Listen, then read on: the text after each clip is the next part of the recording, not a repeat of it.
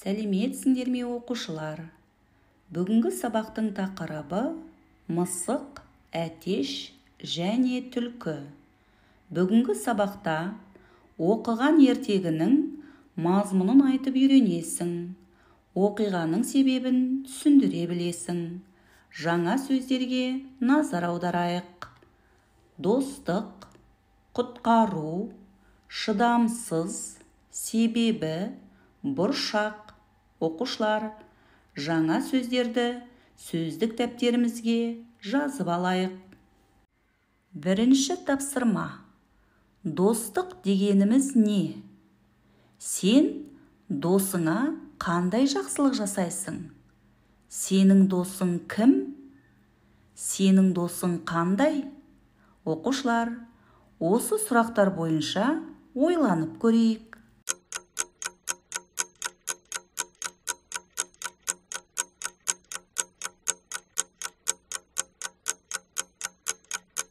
Сұрақтарға қалай жауап бердіңдер?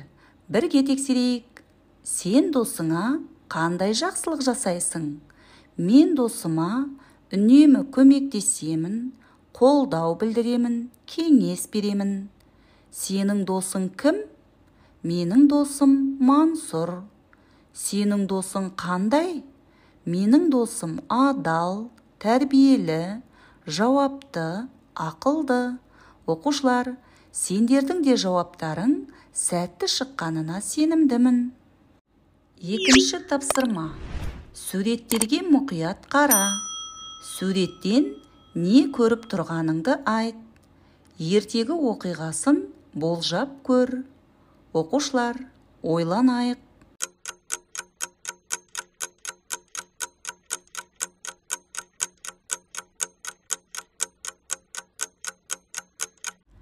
Жауаптарыңды бірге тексерейік.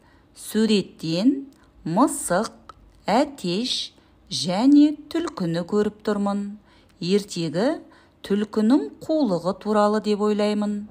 Өйткені түлкінің жүрген жері үнемі айқай шу.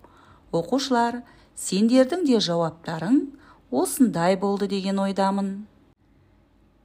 Үшінші тапсырма. Ертегіні оқы. Оқушылар, ертегіні бірге оқиық. Ертеде мысық пен әтеш дос болыпты. Бір күні мысық орманға кетеді. Сен терезені ашпа, терезенің қасына келме. Айналада түлкі жүр, дейді мысық. Жақсы, терезені ашпаймын, уәде беремін, дейді әтеш. Бірақ ол уәдесін ұмытып кетеді. Бір кезде түлкі терезеге келіп былай дейді. Әтеш, әтеш, терезеге қарашы, мен саған бұршақ берейін. Шыдамсыз әтеш бұршақ жегісі келеді. Терезені ашып, бұршақты алғысы келеді.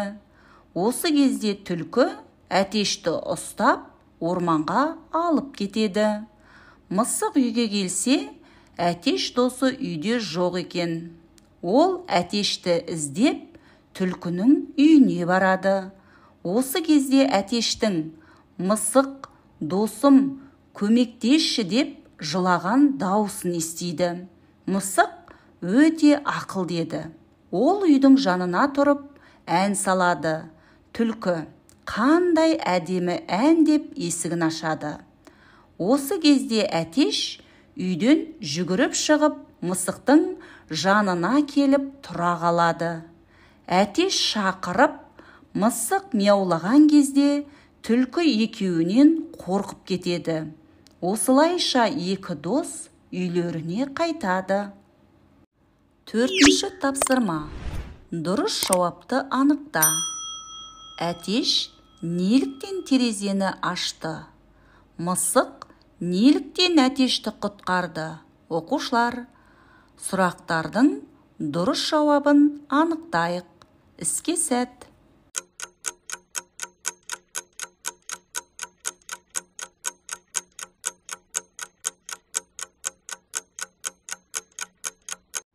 Сұрақтардың жауабын бірге тексерейік. Әтеш неліктен терезені ашты?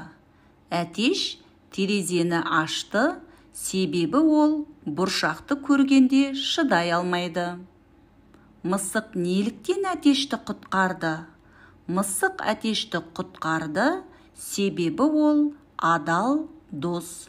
Оқушылар, сендердің де жауаптарың осындай болды деген ойдамын. 5-ші тапсырма. Мысық пен әтешті салыстырып жаз. Оқушылар, іске сәт.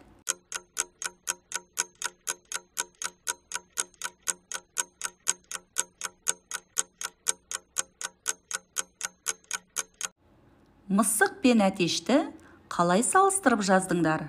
Бірге тексерейік. Мысық. Мысық өте батыл. Себебі ол түлкіден қорықпайды. Мысық ақылды. Себебі ол түлкінің үйіне барғанда ән салады. Мысық адал дос. Себебі ол әтешті құтқарады. Тастап кетпейді. Әтеш. Әтеш өте әлсіз. Себебі ол түлкіден қашып кете алмайды. Әтеш шыдамсыз.